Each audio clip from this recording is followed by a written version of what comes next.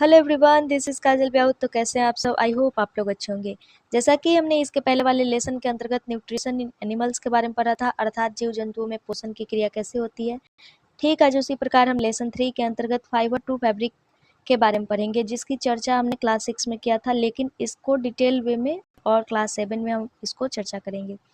Fibre to fabric करने का मतलब हुआ कि तंतु से कपड़ा कैसे बनाया जाता है या रेशे के माध्यम से हम कपड़ा कैसे बनाते हैं। In class 6 you have learn about some fibres obtain from plants. हमने जैसा कि क्लास 6 में पढ़ा था कि कुछ ऐसे रेशे होते हैं जिनकी प्राप्ति पौधों के माध्यम से होती है। पौधों के माध्यम से जो प्राप्ति रेशे की होती है, जिसमें कॉटन के बारे में भी पढ़ा था, जूट के बारे में भी पढ़ा था। इसके अलावा you also learn that wool and silk fibres are obtain from animals. इसके अलावा हमने ये भी पढ़ा कि जंतुओं से प्राप्त होने वाले रेशे के रूप में ऊल यानी ऊन और सिल्क यानी रेशम के रेशे पाए जाते हैं। Wool is obtain from the fleece of sheep और याक। ऊल की प्राप्ति हमको भेड़ के बालों के माध्यम से होती है, यानी उनके बॉडी पे हेयर लाइक स्ट्रक्चर होता है जिसको हम बोलते हैं फ्लीस, उसके माध्यम से हमको ऊल की प्राप्ति होती है। Silk fibres come from cocoons of the silk moth. जो रेशम का रेशा होता है उसकी प्राप्ति हमको रेशम कीट के माध्यम से होता है। सिल्क मोथ मतलब रेशम कीट। Do you know which part of the ships body yields fibres? क्या आप जानते हैं कि भेड़ के बॉडी का कौन सा पार्ट रेशा उत्पन्न करता है? Are you aware how this fibres are converted into the woolen yarn that we buy from the market to knit sweaters? क्या आप इसके बारे में जानते हैं कि ये जो रेशे पाए जाते हैं, जैसे कि ऊनी रेशा है, तो इसके माध्यम से ऊनी सूत कैसे बनाया जाता है, यानी धागा कैसे बनाया जाता है, जो कि मार्केट में बिकता है और जिसके माध्यम से हम स्वेटर बुनने में उसका यूज करते हैं। Do you have any idea how silk fibres are made into silk? क्या आपके पास कोई आइडिया है कि सिल्क फाइबर को हम सिल्क बनाने में कैसे मदद करते हैं, यानी सिल्क फाइबर के माध्यम से सिल्क में कन्वर्ट करना। Which is woven into saris? किसके द्वारा इसकी बुनाई साड़ी में की जाती है। In this chapter we shall try to find answer to this question. हम इस लेसन के अंतर्गत ये जितने भी क्वेश्चन हैं जिसके बारे में हमने ऊपर चर्चा किया, इसके बारे में जानने का प्रयास करेंगे। Animal fibres, wool and silk, यानी जंतु से प्राप्त रेशा, ऊन और रेशम। ऊन के बारे में हम पढ़ेंगे पहले, यानी ऊल के बारे में। ऊल कम्स फ्रॉम शीप। ऊल की प्राप्ति भेड़ के माध्यम से होती है, बकरी के माध्यम से होती है, याक के माध्यम से होती है, और भी बहुत सारे ऐसे जीव हैं जैसे कि rabbit. This all yielding animals bear hair on their body। ये जीव क्या करते हैं, अपने शरीर पे ऊल उत्पन्न करते हैं, यानी इनके बॉडी पे जो हेयर लाइक स्ट्रक्चर रहता है उसको हम क्या करते हैं, ऊन में कन्वर्ट करते हैं। Do you know why this animals have a thick coat of hair? क्या आप जानते हैं कि इनके बॉडी के ऊपर ये मोटी परत क्यों पाई जाती है? Hair trapped a lot of air. ये जो इनके शरीर पे जो बाल होता है, इसके माध्यम से जो हवा को ट्रैप करने का क्षमता होता है वो बहुत ही ज़्यादा मात्रा में पाया जाता है। Air is a poor conductor of heat. हवा उष्मा का कुचालक होता है, as you would learn in chapter 4, जैसा कि हम इसको लेसन 4 में हीट के अंतर्गत पढ़ेंगे। So here keeps this animals warm. और इसीलिए ये जितने भी हेयर पाए जाते हैं इसको गर्म रखने का काम करता है। वूल is derived from this hairy fibres. और ऊन की प्राप्ति हमको इन्हीं बालों के माध्यम से होती है। एक्टिविटी 3.1 में दिया गया है कि आप क्या कीजिए कि आप अपने बॉडी पे जो हेयर पाए जाते हैं और आर्म पे बॉडी पाए जाते हैं, या हेड पे यानी सिर पे जो बाल पाए जाते हैं उसको फिल कीजिए। Do you find the any difference? क्या आप कोई अंतर पाते हैं? Which one seems course and which one is soft? आपको कौन सा बाल मोटा दिखाई पड़ता है और कौन सा सॉफ्ट? तो जाहिर सी बात है कि हम अगर अपना माथा को टच करते हैं, यानी हेड को या सिर को हम टच करते हैं, तो हमारा सर का बाल थोड़ा कड़ा आएगा, घना है। लेकिन अगर हैंड का बाल का अगर बात करें तो वो सॉफ्ट रहता है। Like us The hairy skin of the sheep has two types of fiber that form its fleece. जो सीप का हेयरी स्किन होता है, इसके माध्यम से टू टाइप्स ऑफ फाइबर की प्राप्ति होती है, जो फ्लीस के रूप में होता है। फ्लीस यानी hair like structure. First the coarse beard hair and second the fine soft under hair close to the skin. जैसे कि स्किन के जो क्लोज हेयर होता है वो सॉफ्ट होता है, और जो यहाँ पे बियर्ड लाइक जो स्ट्रक्चर यहाँ पे होता है वो कड़ा होता है, यानी कोर्स होता है। The fine hair provides the fiber for making wool. जो साफ हेयर होते हैं सीप के, उनके माध्यम से ऊल बनाने का काम किया जाता है। Some breeds of sheep possesses only fine under hair. कुछ ऐसे भेड़ के नस्ल पाए जाते हैं जिसके माध्यम से अंडर हेयर का यूज करके ऊल उत्पादन का काम किया जाता है। Their parents are specially chosen to give birth to sheep which have only soft under hair। यानी ये जो पेरेंटल बेबी का अगर बात करें, यानी जैसे कि भेड़ है तो भेड़ का जो माँ हुई तो वो एक गार्जियन के रूप में, तो वो जब अपने बच्चे को जन्म देते हैं तो वो केवल यही सोचते हैं कि इनका जो हेयर हो वो क्या हो, सॉफ्ट हो। This process of selecting parents for obtaining special characters in their offspring. इसके माध्यम से ये क्या एक चयनात्मक प्रजनन का विधि प्रयोग करते हैं। कहने का मतलब हुआ कि ये जितने भी अपने वंशज का निर्माण करते हैं, यानी वंशज की उत्पत्ति करते हैं, तो एक ये सिलेक्ट करते हैं कि हमको सॉफ्ट अंडर हेयर वाले ही सीप चाहिए, जिसको हम बोलते हैं सिलेक्टिव ब्रीडिंग, अर्थात चयनात्मक प्रजनन की क्रियाविधि। एनिमल्स दैट यील्ड ऊल, यानी वैसे जीव जिनके माध्यम से ऊल की प्राप्ति होती है। Several breeds of sheep are found in different parts of our country, यानी कुछ ऐसे सीप के नस्ल पाए जाते हैं जो हमारे देश के अलग अलग हिस्सों में पाए जाते हैं। हाउएवर, हालांकि the fleece of sheep is not the only source of wool, though wool commonly available in the market is, यानी कहने का मतलब हुआ कि जो फ्लीस ऑफ हेयर है, फ्लीस ऑफ सीप है, यानी जो भेड़ का बाल है, वो केवल ऊल का ही सोर्स नहीं है, ये सामान्य रूप से मार्केट में भी पाया जाता है। Wool is common in Tibet and Ladakh, यानी ऊल सामान्य रूप से तिब्बत और लद्दाख में पाया जाता है। Mahar is obtain from angora goats, एक मोहर नामक ऊन का संरचना है जिसकी प्राप्ति हमको अंगोरा बकरी के माध्यम से होती है। Found in hilly regions such as Jammu and Kashmir, और अंगोरा बकरी कहाँ पाई जाती है, तो हिली एरियाज यानी पहाड़ी क्षेत्रों में पाई जाती है, जो सामान्यतः जैसे कि Jammu Kashmir. Wool is also obtain from goat hair, यानी ऊल की प्राप्ति हमको बकरी के बालों के माध्यम से भी होती है। The under fur of Kashmiri goat is soft, जो कश्मीरी बकरी होती है, जैसे कि यहाँ पे अंगोरा गोट का एग्जाम्पल दिया गया है, तो जो इसके अंडर हेयर होते हैं उसके माध्यम से भी ऊल का निर्माण किया जाता है, जो कि बहुत ही सॉफ्ट होता है।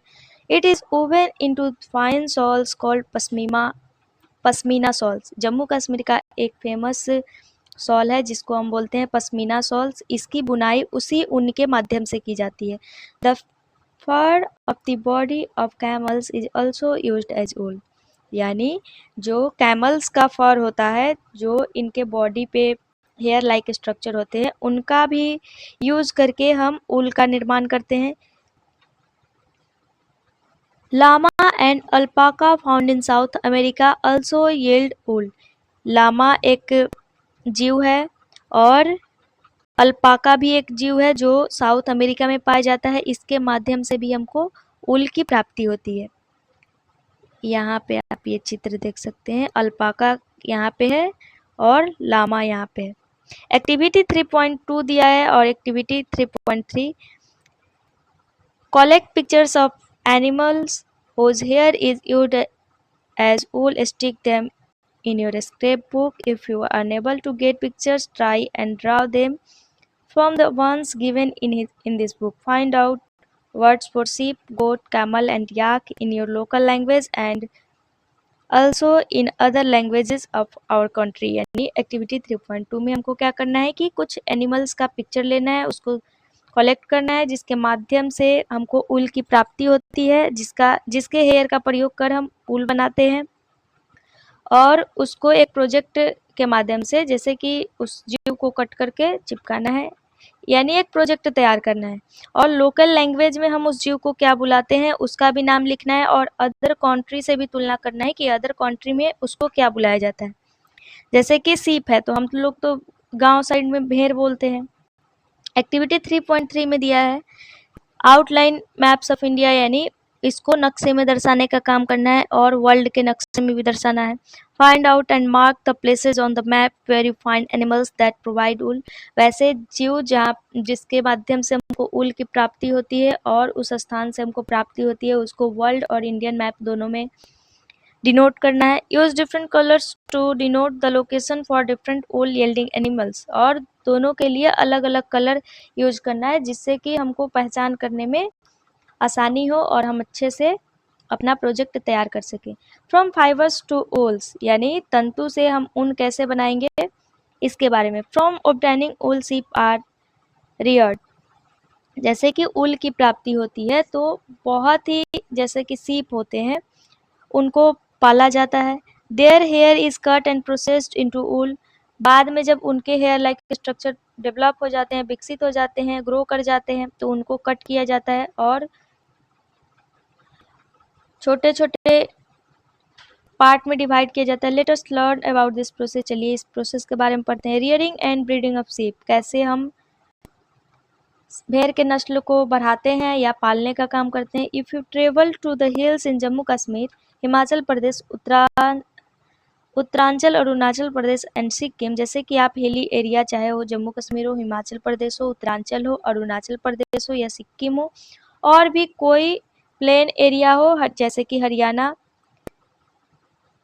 पंजाब, राजस्थान, गुजरात, आप यहाँ पे भेड़ के प्रजाति का जैसे कि जो हिली एरिया में इसको पालने का काम करते हैं आप वहाँ पे देख सकते हैं। You can see shepherd's taking their hertz of sheep for grazing, आप वहाँ पे गरेरिया को देख सकते हैं कि वो अपने क्या करते हैं कि शीप के झुंड को यानी भेड़ के झुंड को चराने के लिए लेके जाते हैं। Sheeps are herbivorous and prefer grass and leaves, sheep शाकाहारी होते हैं यानी भेड़ शाकाहारी होते हैं और वो खाने में घास और पत्ते को प्रीफर करते हैं। अपार्ट फ्रॉम ग्रेजिंग शीप, इसके अलावा चरने के अलावा रियर्स also feed them on a mixture of pulses, corn, jowar, oil cakes, material left after taking out oil from seeds, and minerals. In winter, sheep are kept indoors and fed on leaves, grain and dry fodder. कहने का मतलब हुआ कि जैसे कि ये शाकाहारी होते हैं तो ग्रास भी खाते हैं, लिप्स भी खाते हैं, लेकिन इसके अलावा इनको दाल का मिक्सचर भी खिलाया जाता है, अनाज भी खिलाया जाता है, ज्वार भी खिलाया जाता है, ऑयल केक्स भी खिलाया जाता है, कुछ खनिज पदार्थ भी खिलाया जाता है। और जब सर्दी का मौसम आता है तो इनको घर के अंदर रखा जाता है, यानी जहाँ पे इनका रहने का आवास स्थान रहता है वहाँ पे, और इनको वहीं पे अनाज देने का काम किया जाता है और सूखा चारा दिया जाता है। Sheeps are reared in many parts of our country for wool, भेड़ के नस्ल का उत्पादन बहुत ही अलग अलग पार्ट में इसको पालने का काम किया जाता है जो कंट्री के अलग अलग क्षेत्र में होता है, जिससे हमको ऊन की प्राप्ति होती है। यहाँ पे टेबल 3.1 दिया गया है, आप यहाँ पे देखिएगा कि जैसे कि some Indian breeds of sheep, कुछ भारतीय नस्ल के भेड़ दिए गए हैं। ब्रीड का नाम है लोही, रामपुर, बसेयर, नाली, बखरवाल, मारवाड़ी, पतनवादी। क्वालिटी ऑफ ऊल क्या है, यानी लोही का गुड क्वालिटी ऊल है, यानी अच्छा किस्म का ऊन है। रामपुर बसेर का बात करें तो इसका ब्राउन फ्लीस है, यानी ब्राउन हेयर स्ट्रक्चर है। नाली का बात करें तो कारपेट ऊल ये प्रोड्यूस करता है। बखरवाल का बात करें तो ये उलन सॉल्स के लिए है। मारवाड़ी का बात करें तो कोर्स ऊल है, यानी इसका जो ऊन है वो कड़ा है।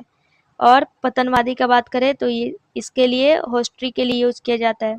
क्षेत्र कहाँ कहाँ, तो जैसे कि लोही है तो Rajasthan Punjab side plain area side पाया जाता है। रामपुर बसेर कहाँ पाया जाता है, तो यूपी और हिमाचल प्रदेश में पाया जाता है।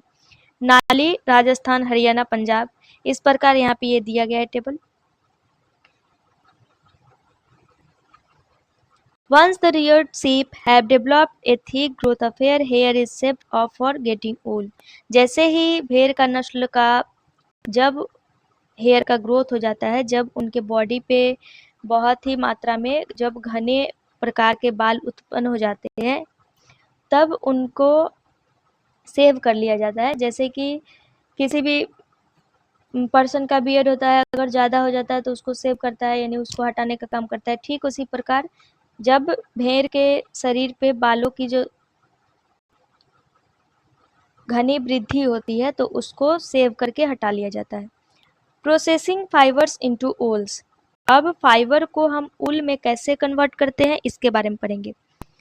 The wool which is used for knitting sweaters or for weaving shawls is the finished product of a long process। यानी ऊल जिसका उत्पादन हम स्वेटर बुनने में करते हैं, शॉल्स को बुनाई में करते हैं, एक बहुत ही लंबी प्रक्रिया के माध्यम से ये समाप्त होने पे जाता है। Which involves the following steps. इसके बहुत ही अलग अलग स्टेप हैं, जैसे कि स्टेप 1 में दिया गया है shearing. The fleece of the sheep along with a thin layer of skin is removed from its body. This process is called shearing। जब सीप पे जो हेयर लाइक स्ट्रक्चर होता है, जब उसके स्किन पे पतली परत आ जाती है, तब उसको जब हटाने का काम किया जाता है, तब हम इसको बोलते हैं सियरिंग, अर्थात कर्तन करना, यानी ऊन कतरने का काम करना। Machine similar to those used by barbers are used to shave off hair. जैसे कि जो नाई होते हैं उनके द्वारा सेव करने के लिए किस चीज़ का उपयोग किया जाता है, तो मशीन के यूज किया जाता है। यूजुअली सामान्यतः hair are removed during the hot weather.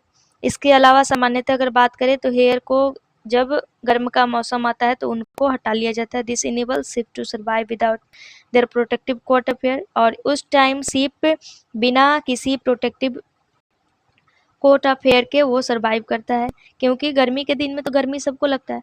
The hair provide woollen fibres. और उस हेयर से हमको ऊनी रेशा की प्राप्ति होती है। Woollen fibres are then process to obtain woollen yarn।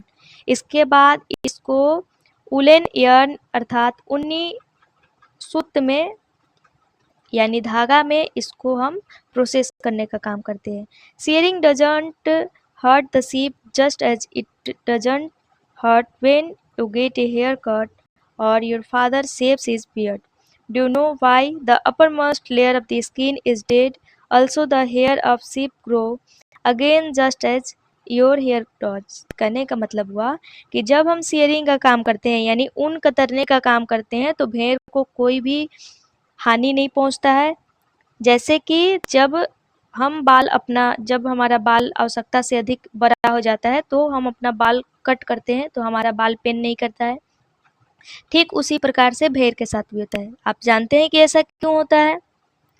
क्योंकि जो स्किन का अपरमोस्ट लेयर है यानी सबसे ऊपरी परत है वो मर चुका होता है और अगेन हमारे स्काल्प से हेयर ग्रो करने की क्रिया होते रहती है, जिस प्रकार शिप में होता है। स्टेप 2 स्कोरिंग यानी the sheared skin with hair is thoroughly washed in tanks to remove grease dust dirt. This is called scouring. जब हम ऊन कतर लेते हैं उस सारे ऊन को क्या करते हैं, उसमें जितने भी धूल मिट्टी गंदगी रहती है उसको हम क्या करते हैं कि शोध करते हैं, अच्छे से साफ सफाई करते हैं। इसको हम बोलते हैं स्कोरिंग। नाउ डेज अभी के दिनों में scoring is done by machines. इसका कार्य मशीन द्वारा किया जाता है। Step 3 after scoring sorting is done. जब स्कोरिंग का काम हो जाता है यानी जब हम साफ सुथरा कर देते हैं तो इसको छोटे छोटे पार्टिकल्स में तोड़ने का काम किया जाता है। The hairy skin is sent to a factory where hair of different texture are separated और सॉर्टेड। और इस हेयरी स्किन को फैक्ट्री में भेजा जाता है जहाँ पे डिफरेंट टेक्सचर में इसको डिवाइड करने का काम किया जाता है और अलग अलग कर लिया जाता है। स्टेप 4 में दिया गया the small fluffy fibres called birds. जो छोटे छोटे हल्के फुल्के जो रेशे प्राप्त होते हैं वुलन फाइबर्स में उनको हम बोलते हैं burrs. Are picked out from the hair, उसी हेयर के माध्यम से प्राप्ति होती है। These are the same burrs which sometimes appear on your sweaters, ये वही बर्ड्स होते हैं जो हमको स्वेटर्स पे कभी कभी मालूम पड़ते हैं। The fibres are scoured again and dried, जो फाइबर्स हमने सियरिंग किया अर्थात उसको कतर के स्कोरिंग का काम किया, यानी उसको धोया, फिर सॉर्टिंग, उसको अलग अलग पार्ट में डिवाइड किया, फिर हम चौथे स्टेप में क्या करते हैं, इसको फिर से धोते हैं और इसको सुखाने का काम करते हैं। This is the wool ready to the drawn to the fibres, अब यह ऊन रेशे के रूप में तैयार हो जाता है। Step 5 the fibres can be dyed in various colours, और इसको अलग अलग कलर में रंगा जाता है। As the natural fleece of sheep and goats is black, brown and white, अगर नेचुरल यानी प्राकृतिक रूप से सीप के हेयर का बात किया जाए तो उसका कलर ब्लैक होता है, ब्राउन होता है और वाइट होता है। स्टेप 6 में है द फाइबर्स आर स्ट्रेंड, जो रेशे होते हैं वो एकदम सीधी पाए जाते हैं। Combed and rolled into yarn, इसको सूत के रूप में मोड़ दिया जाता है। The longer fibres are made into wool for sweaters, और जो लॉन्गर फाइबर्स होते हैं उनको स्वेटर बुनने के लिए रख दिया जाता है। And the shorter fibres are spun and woven into woollen cloth, और जो छोटे छोटे रेशे होते हैं उनको उनके माध्यम से ऊनी कपड़ा का निर्माण किया जाता है।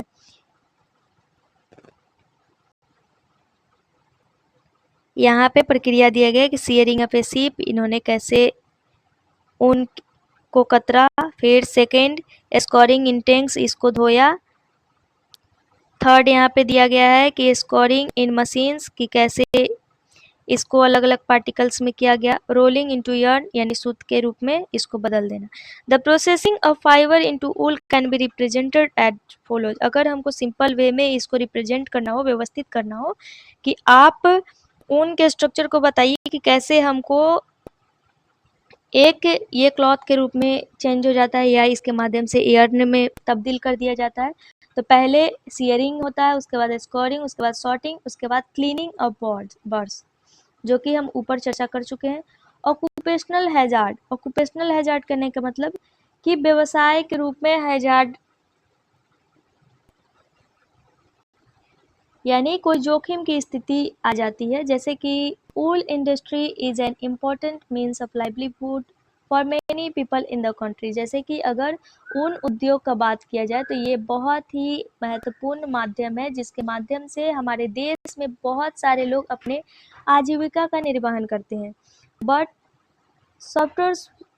sorters job is risky as sometimes they get infected by a bacterium anthrax which causes a fatal blood disease called sorters disease। कहने का मतलब हुआ कि ये जो कार्य होता है, यानी उन्नी उद्योग से रिलेटेड जो ये काम करते हैं, उन्नी उद्योग में काम जो करने वाले पीपल होते हैं, इनके लिए बहुत ही रिस्की हो जाता है जब जो सीप है, जो जिसके माध्यम से ऊल का उत्पादन हो रहा है, उनको एंथ्रेक्स नामक बीमारी हो जाता है, जो कि बहुत ही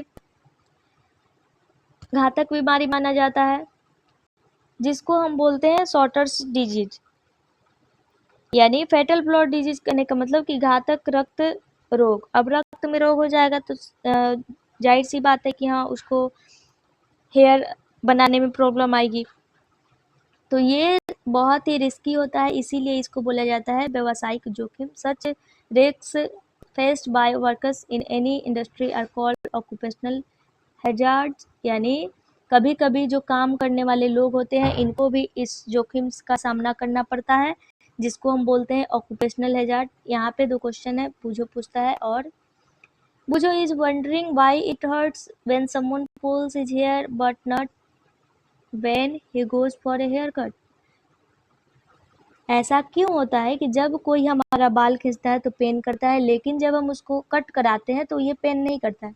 बुझो is wondering why a cotton garment can't keep us as warm in winter as a woollen sweater does. कहने का मतलब हुआ कि एक सूती कपड़ा का अगर बात करें तो क्यों हमको गर्मी में वो ज़्यादा गर्मी प्रदान नहीं करता है कि जैसे कि एक ऊनी स्वेटर हम पहनते हैं और उसके माध्यम से हमको उष्मा की प्राप्ति होती है। Activity 3.4 debate amongst your classmates whether it is fair on the part of humans to rear sheep and then chop off their hair for getting wool।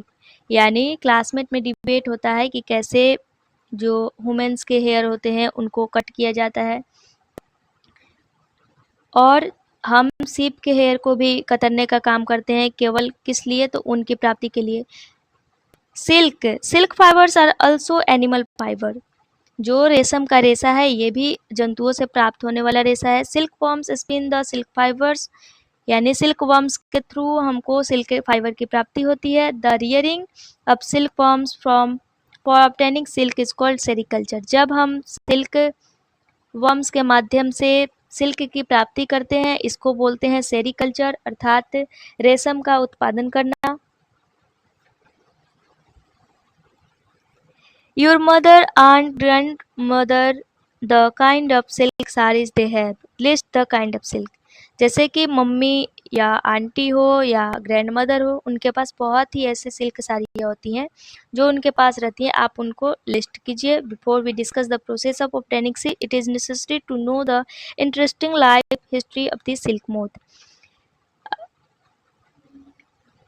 Silk का प्राप्त करने की प्रक्रिया जानने से पहले ये हमारे लिए बहुत ही आवश्यक है कि सिल्क मोथ की प्राप्ति कैसे होती है, इसका इतिहास क्या है, इसके बारे में जान लेते हैं।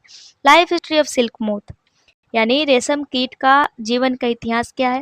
The female silk moth lay eggs. जो फीमेल सिल्क मोथ होती है वो अंडे देती है। From which hatch larva which are called caterpillars और सिल्क वर्म्स। और जो उनका अंडा लार्वा के रूप में टूटता है उसको बोलते हैं कैटरपिलर और सिल्क वर्म्स, अर्थात रेशम का कीड़ा या इल्ली। They grow in size and when the caterpillar is ready to enter the next stage of its life story called pupa, जैसे ही वो कैटरपिलर अगले स्टेज में पहुंचता है अपने लाइफ के, उसको हम बोलते हैं pupa. It first weaves a net to hold itself. ये पहले अपने आप को होल्ड करने के लिए, पकड़े रखने के लिए चारों तरफ से एक जालनुमा संरचना का निर्माण करता है। Then it swings it head from side to side in the form of the figure of 8। During these movements of the head, the caterpillar secretes fiber made up of a। और ये जब चारों तरफ से ये प्यूपा को convert कर देता है, यानी घेर लेता है, यानी होल्ड कर लेता है, उसके बाद अपने सीड साइड को वो स्विंग करता है और बाद में वो अपना सिर को बाहर करता है और इस प्रकार कैटरपिलर से एक रेशा निकलता है, यानी स्रावित होता है, जो बाद में जाके सिल्क का निर्माण करता है। यहाँ पे जैसे कि दिया गया है आप देख सकते हैं, जैसे कि मेल यहाँ पे सिल्क मोथ है, दूसरा सेकंड फीमेल, थर्ड इन्होंने अंडा दिया जिसको लार्वा हम बोलते हैं, फिर ये कोकून के रूप में अपने आप को पूरा ढक लिया।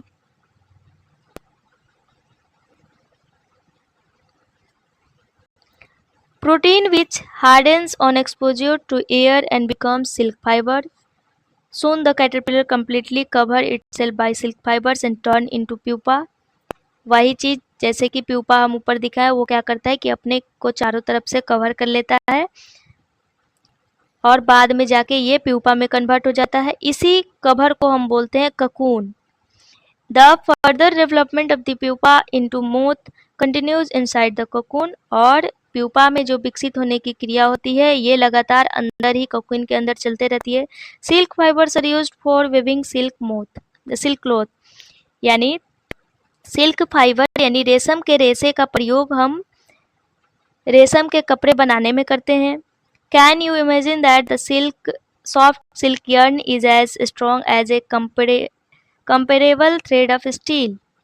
यानी अगर हम किसी स्टील का तार का बात करें या उसके धागे का बात करें तो ठीक जैसे ये सॉफ्ट होता है, ठीक उसी प्रकार रेशम का सूत भी उतना ही स्ट्रॉन्ग और सॉफ्ट होता है, यानी उससे अगर हम खींचते हैं तो हाथ भी हमारा कट सकता है।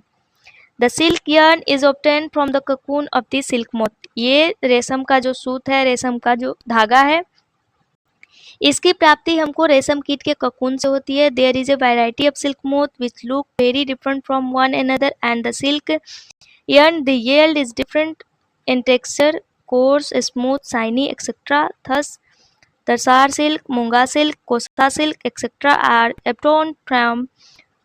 obtained from cocoons spun by different types of moth. कहने का मतलब हुआ कि यहाँ पे बहुत ही वेरियस प्रकार के सिल्क मोथ पाए जाते हैं, जिनका उपयोग हम अलग अलग प्रकार के सिल्क बनाने में करते हैं। जब सिल्क धागा निर्माण हो जाता है तो अलग अलग बनावट का भी निर्माण किया जाता है, जैसे कि कोई मोटा होता है, कोई स्मूथ होता है, कोई शाइन करने वाला होता है। इस प्रकार सिल्क का भी अलग अलग प्रकार पाया जाता है, जिसमें तसार सिल्क, मूंगा सिल्क और कोसा सिल्क है, जिसकी प्राप्ति हमको कोकून से होती है और हम डिफरेंट टाइप ऑफ मोथ से इसकी क्या करते हैं, प्राप्ति करते हैं। The most common silk moth is mulberry silk moth. जो सबसे कॉमन रेशम कीट का अगर बात किया जाए तो मलबेरी सिल्क मोथ है, यानी शहतूत के पेड़ पे जो उपस्थित रेशम के कीड़े होते हैं वो। The silk fibre from the cocoon of this moth is soft. इसका जो फाइबर होता है वो सॉफ्ट होता है, लस्ट्रस यानी चमकीला होता है, इलास्टिक यानी हम इसको खींच सकते हैं, and can be dyed in beautiful colours, और इसको अलग अलग कलर में रंगा भी जा सकता है। सेरिकल्चर और culture of silk forms is a very old occupation India. Bharat में रेशम का उत्पादन करना एक बहुत ही पुराना व्यवसाय रहा है। India produce plenty of silk on A commercial scale. ये वाणिज्यिक बाजार में इंडिया द्वारा बहुत ही बहुतायत मात्रा में सिल्क का उत्पादन किया जाता है। एक्टिविटी 3.5 में दिया गया कि आप क्या कीजिए कि कुछ वेरियस प्रकार के सिल्क क्लॉथ को इकट्ठा कीजिए और इसको स्क्रैप बुक में पेस्ट कीजिए, या इसकी प्राप्ति आप टेलर के पास से जाके ले सकते हैं, या अपने मम्मी या टीचर्स या आंट के हेल्प से ले सकते हैं। और आप इसको आइडेंटिफाई कीजिए, यानी पहचान कीजिए कि कौन सा मलबेरी सिल्क से प्राप्त हुआ है, कौन सा तसार सिल्क से प्राप्त हुआ है, कौन एरी सिल्क है, कौन मूंगा सिल्क है। Compare the texture of this silk with that of the artificial silk pieces. कौन से जो सिल्क है जो आर्टिफिशियल रूप से बनाए गए हैं। विच कंटेन सिंथेटिक फाइबर, जिसमें संश्लेषित रेशा का प्रयोग किया गया है, यानी केमिकल का भी मिलावट किया गया है। Try and collect pictures of different moths whose caterpillars provide the various type of silk। उन पिक्चर को भी कलेक्ट कीजिए जिसके माध्यम से वेरियस टाइप ऑफ सिल्क प्राप्त हुए हैं, जिन जो कैटरपिलर के माध्यम से यानी इली के माध्यम से प्राप्त हुआ है। एक्टिविटी 3.6 में दिया गया है कि आप क्या कीजिए कि आर्टिफिशियल थ्रेड लीजिए सिल्क का, जो कि प्योर सिल्क थ्रेड होना चाहिए, यानी शुद्ध होना चाहिए। बर्न दिस थ्रेड केयरफुली, इसको आप सावधानी पूर्वक जलाइए। Did you notice any difference in the smell while burning. क्या आपने नोटिस किया कि जब हम इसको जलाते हैं तो ये कैसे स्मेल करता है। नाउ बर्न ए उलन फाइबर केयरफुली। फिर आप क्या कीजिए, एक ऊनी कपड़े को सावधानी पूर्वक जलाइए, ऊनी रेशे को, sorry. Did it smell like burning of artificial silk और दैट प्योर सिल्क। क्या आपको ऐसा महसूस हुआ कि ये कृत्रिम रेशम के जैसे या प्योर सिल्क के जैसे स्मेल कर रहा है। Can you explain why. क्या आप इसको एक्सप्लेन कर सकते हैं कि ऐसा क्यों हुआ। To remember when the cocoon stage is reached in the life history of the silk moth, try the following activity. जैसे कि हमने इसके पहले पढ़ा कि कोकून स्टेज में जब वो पहुंचा तो वो क्या किया, अपने आप को कवर कर लिया, तो वहां पे क्या हुआ, फाइबर का निर्माण हुआ। तो उस एक्टिविटी के माध्यम से हम इसको समझ सकते हैं। एक्टिविटी 3.7 में दिया गया cut your pictures of stages of the life history of the silk moth. जैसे कि सिल्क मोथ का लाइफ हिस्ट्री है, ठीक उसी प्रकार आपका भी लाइफ हिस्ट्री होगा। आप इसको चार्ट पेपर पे लगाइए, jumble them, now try to arrange and stages in the correct sequences in the cyclic form. Whoever does it fastest wins. कौन सबसे पहले जीतता है, इसको सीक्वेंस में एक साइक्लिक फॉर्म में बनाना है। You may also describe the life history in your own words. आप इसके लाइफ हिस्ट्री को अपने शब्दों में बयां कर सकते हैं। Write it all down in your scrapbook. Scrapbook में इसको आप लिख सकते हैं। In India women are significantly involved in various kind of industries related to silk production। यानी अगर भारत में बात किया जाए तो जो भारतीय महिला है साधारणतः बहुत ही अलग अलग प्रकार के कारखानों में काम करती हुई पाई जाती हैं जो सिल्क प्रोडक्शन से जुड़ा होता है। These are rearing of silkworms, वहाँ पे वो सिल्क वर्म से जुड़े हुए काम करती हैं। Reeling of silk from cocoons, cocoon के माध्यम से सिल्क को हटाने का प्रयास करती हैं। And processing of Rao silk into fabrics, और फिर जो बाद में जो सिल्क की प्राप्ति होती है उसके माध्यम से फैब्रिक्स बनाने का काम करते हैं। By their enterprise they contribute to the nation economy, वो अपने माध्यम से यानी उद्यमशीलता के माध्यम से वो अपना योगदान राष्ट्र के अर्थव्यवस्था में देती हैं। China leads the world in silk production, China सबसे ज़्यादा उत्पादन करने वाला राष्ट्र है। India also ranks among the leading silk production countries. इसके अलावा इंडिया में भी सिल्क का उत्पादन किया जाता है। फ्रॉम कोकून टू सिल्क, यानी कोकून से सिल्क का चर्चा, यानी कोकून से सिल्क हमको कैसे प्राप्त हुआ। From obtaining silks moth are reared and their cocoons are collected to get silk thread. जब हम सिल्क की प्राप्ति की बात करते हैं तो जो रेशम कीट होते हैं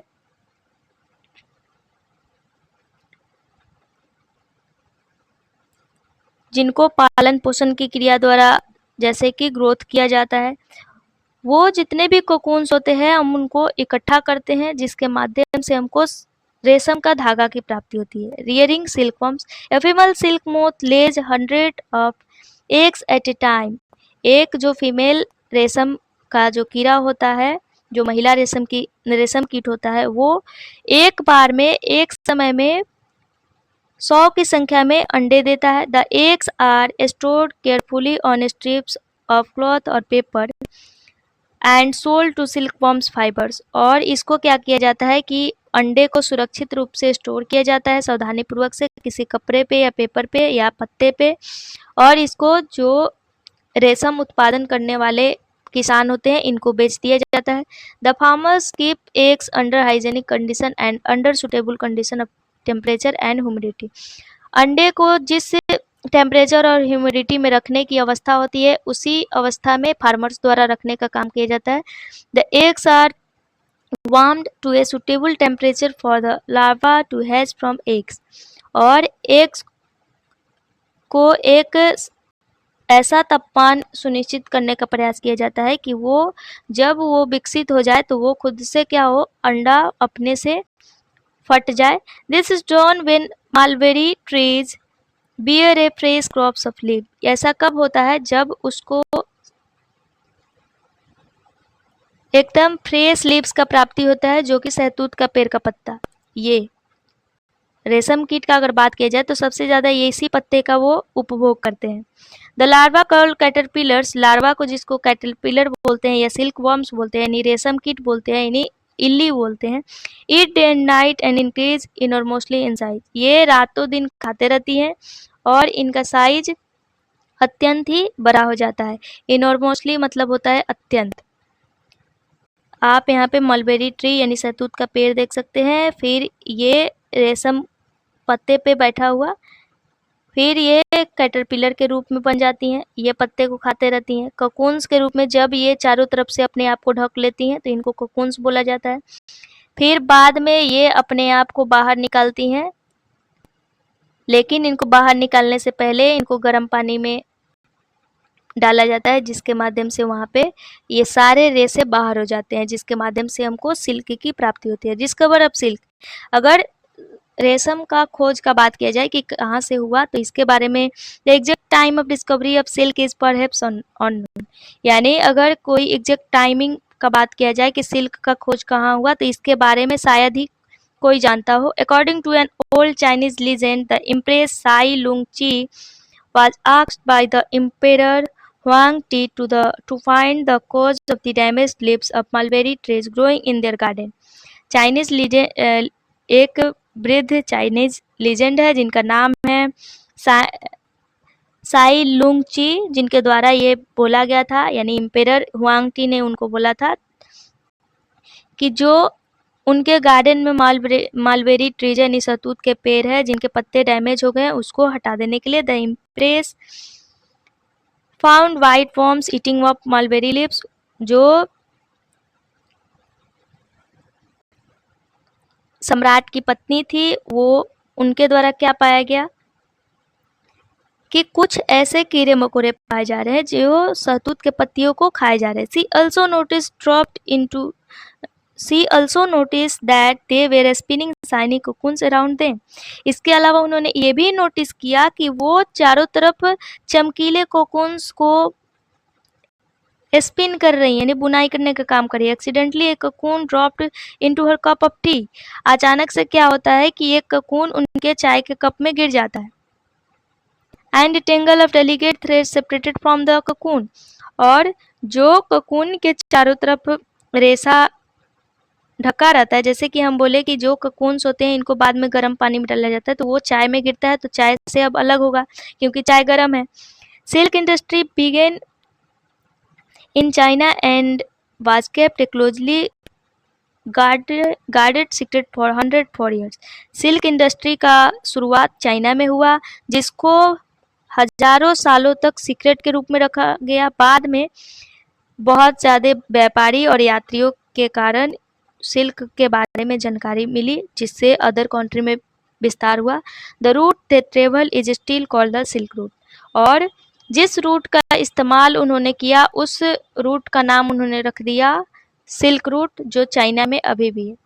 the larva are kept in clean bamboo trays along with freshly chopped mulberry leaves. जो लार्वा होता है उसको बाद में साफ बैम्बू का जो पेड़ होता है उसके अंदर वो क्या करते थे, जो शहतूत खाते थे और उसके अंदर चले जाते थे। After 25 to 30 days the caterpillars stop eating and move to a teeny chamber of bamboo in the tray of spin cocoons। यानी 25 से 30 दिन के बाद खाने के बाद जो कैटरपिलर होते थे वो उस बैम्बू के कक्ष में चले जाते थे। Small racks and twigs may be provided in the trays which cocoons get attached, और उनको अटैच रखा जाता था। जैसे कि रैक में हम कोई सामान रखते हैं तो 1 by 1 करके रखते हैं, यानी एक में कुछ अलग वस्तु, एक में कुछ अलग वस्तु, ठीक उसी प्रकार सिल्क वॉर्म्स को भी रखने का काम किया जाता था। द कैटरपिलर और silk worm spin the cocoon inside which developed in the silk moth. जब तक वो एक सिल्क मोथ के रूप में विकसित होने का काम नहीं करते थे तब तक वो उसी के अंदर रहते थे। प्रोसेसिंग सिल्क यानी इसका उत्पादन कैसे। ए pile of cocoons is used for obtaining silk fibres. जो कोकून्स का एक ढेर है उसका यूज हम सिल्क फाइबर्स के रूप में प्राप्त करने के लिए करते हैं। The cocoons are kept under the sun और boiled and expose to steam. जो कोकून्स होते हैं उसको हम बॉयल करने के लिए स्टीम करते हैं या सूर्य की रोशनी में रखते हैं। The silk fibres separated out. इस प्रकार रेशम का जो रेशा होता है वो अलग हो जाता है। The process of taking out threads from the cocoon for use as silk is called reeling the silk. जब इस प्रोसेस के क्रिया द्वारा जब हमको सिल्क का प्राप्ति हो जाता है उसके माध्यम से हम धागा का निर्माण करते हैं और फिर हम इसका यूज सिल्क के रूप में करते हैं, जिसको हम बोलते हैं रीलिंग अप सिल्क, यानी सिल्क का लच्छा बनाना। जैसे कि हम धागे को क्या किए, एक दूसरे से मोड़ के गट्ठर जैसा गोल रचना बनाए, ठीक उसी प्रकार सिल्क का भी लच्छा बनाया जाता है। रीलिंग मतलब होता है लच्छा बनाना। Reeling is done in a special machine. Special machine द्वारा कार्य किया जाता है इसके लिए। विच अनबाइंड द थ्रेड्स और fibers of silk from the cocoon, जिसके माध्यम से ककून से आसानी से फाइबर अलग हो जाते हैं। Silk fibres are then spun into silk thread. इसके बाद सिल्क फाइबर को सिल्क थ्रेड में चेंज कर दिया जाता है। Which are woven into silk cloth by weavers. उसके बाद बुनकरों द्वारा इसके माध्यम से सिल्क कपड़े का निर्माण किया जाता है। पहले wants to know if the cotton thread and silk thread are spun and woven in same manner. यानी पहली यह जानना चाहती है कि जो कॉटन थ्रेड है और सिल्क थ्रेड है उनको दोनों सेम मैनर में किया जाता है। तो कॉटन का तो हम ऐसे नहीं किए कि जीव जंतुओं को मारे, हम तो कॉटन का उत्पादन किए, फिर गिनिंग प्रोसेस के थ्रू उसको अलग अलग गट्ठर में तैयार किए, फिर जाके हमको कपड़े का प्राप्ति हुआ। लेकिन इसमें क्या हुआ कि हम एक जीव को क्या किए, स्टीम किए, यानी कोकून्स के रूप में। फिर हमको सिल्क क्लॉथ का प्राप्ति हुआ। तो यहाँ पे हमने कीवर्ड्स में पढ़ा कोकून्स के बारे में, फ्लीस यानी हेयर लाइक स्ट्रक्चर, रीलिंग के बारे में पढ़ा, स्कोरिंग, सेरिकल्चर, सियरिंग यानी ऊन कतरना, सिल्क मोथ यानी रेशम कीट, सिल्क वॉर्म यानी रेशम कीट, सॉर्टिंग यानी छोटे छोटे पार्टिकल्स में डिवाइड करना। यहाँ पे कुछ पॉइंट दिया गया है जो ऊपर के लेसन से ही रिलेटेड है, आप इसको चेक कीजिएगा और पढ़ने का प्रयास कीजिएगा। और कुछ यहाँ पे क्वेश्चन दिया गया है एक्सरसाइज में। एक यहाँ पे एक पॉइंट है, डू यू नो यानी कि आप जानते हैं, in the terms of the number of सीप India ranks third in the world, यानी सीप के संख्या के संबंध में अगर बात किया जाए तो इंडिया थर्ड रैंक रखता है पूरे विश्व में, बिहाइंड चाइना एंड ऑस्ट्रेलिया, यानी चाइना और ऑस्ट्रेलिया के बाद तीसरा स्थान किसका है, तो इंडिया का है। हाउएवर हालांकि the New Zealand ships are known to yield the best, लेकिन न्यूजीलैंड का जो शिप का अगर बात किया जाए तो यहाँ पे जो ऊन का उत्पादन होता है वो बहुत ही उच्च किस्म का ऊन होता है। तो इस प्रकार आपका लेसन समाप्त होता है। अगर आपको वीडियो पसंद आए तो लाइक, कमेंट, शेयर और सब्सक्राइब जरूर कीजिएगा, और अगर कोई भी त्रुटि होता है तो अपना फीडबैक ज़रूर दीजिए ताकि मैं इसको और सुधार कर सकूं। So thank you so much.